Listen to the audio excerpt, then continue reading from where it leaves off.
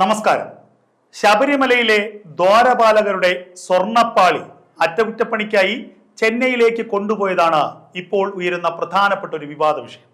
ഇപ്പോൾ ഈ സംഭവവുമായി ബന്ധപ്പെട്ട് ഹൈക്കോടതി ഇന്ന് ഈ ഹർജി പരിഗണിക്കാനിരിക്കെ പുതിയൊരു വിവാദം ഉടലെടുത്തിരിക്കുന്നു. 2019 തന്നെ ദ്വാരപാലകർക്ക് മറ്റൊരു പീഠം സ്വർണത്തിൽ നിർമ്മിച്ച് നൽകിയെന്നാണ് സ്പോൺസറായിട്ടുള്ള ഉണ്ണികൃഷ്ണൻ പോറ്റി വെളിപ്പെടുത്തിയിരിക്കുന്നത്. ഒരു മാധ്യമത്തിന് നൽകിയ അഭിമുഖത്തിലാണ് വളരെ ഞെട്ടിപ്പിക്കുന്ന ഒരു വെളിപ്പെടുത്തൽ പുറത്തു വന്നിരിക്കുന്നത്.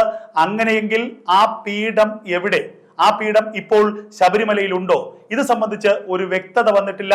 ഇക്കാര്യത്തിൽ വിജിലൻസ് അന്വേഷണം വേണമെന്നാണ് സ്പോൺസറായിരിക്കുന്ന ഉണ്ണികൃഷ്ണൻ പോറ്റി ആവശ്യപ്പെട്ടിരിക്കുന്നത്. 2019 കൊറോണ സമയത്ത് ഈ പീഠം നിർമ്മിച്ചു നൽകുകയായിരുന്നു. നേരിട്ടല്ല, ഒരു ദൂതൻ മുഖേന ശബരിമലയിലേക്ക് എത്തിക്കുകയായിരുന്നു എന്നാണ് ഉണ്ണികൃഷ്ണൻ പോറ്റി പറയുന്നത്. ഈ പീഠം പക്ഷേ കൃത്യമായ അളവിലുള്ളതല്ലെന്നും ഇത് പാകമല്ലെന്നും പിന്നീട് ദേവസ്വം ബോർഡ് അറിയിച്ചു.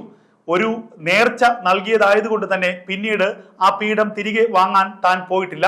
പക്ഷേ ശബരിമലയിലെ സ്ട്രോങ് റൂമിൽ അവ കൃത്യമായി സൂക്ഷിച്ചിട്ടുണ്ട് എന്നാണ് താൻ കരുതിയിരുന്നത്. എന്നാൽ ഇപ്പോൾ അറിയുന്നത് അത്തരമൊരു പീഠം അവിടെ ഇല്ല എന്നുള്ളതാണ്.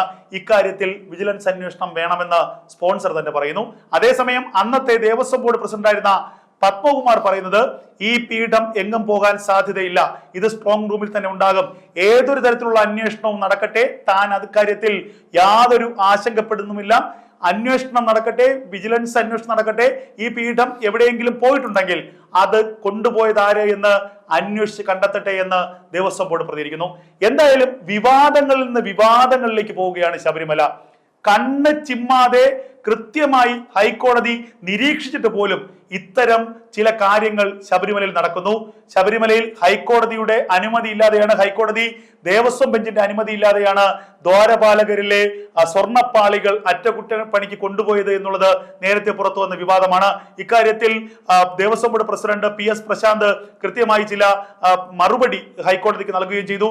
എന്നാൽ കൃത്യമായ ചില നിബന്ധനകളോടെ അറ്റകുറ്റപ്പണി നടത്താനാണ് ഹൈക്കോടതി ഉത്തരവിട്ടത്. ഇന്ന് ഈ വിഷയവുമായി ബന്ധപ്പെട്ട ഹർജി പരിഗണിക്കുകയാണ്.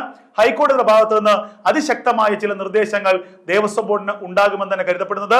ഇതിനിടയിലാണ് 2019 ഒരു സ്പോൺസർ നിർമ്മിച്ചു നൽകിയ മറ്റൊരു പീഠം 3 പവനിലധികം സ്വർണം ഉപയോഗിച്ചുകൊണ്ടാണ് ആ പീഠം നിർമ്മിച്ചതെന്ന് ഉണ്ണികൃഷ്ണൻ പോറ്റി പറയുന്നു. ആ പീഠം എവിടെ പോയി എന്നുള്ള ചോദ്യം ഇപ്പോൾ ഉയരുന്നത്.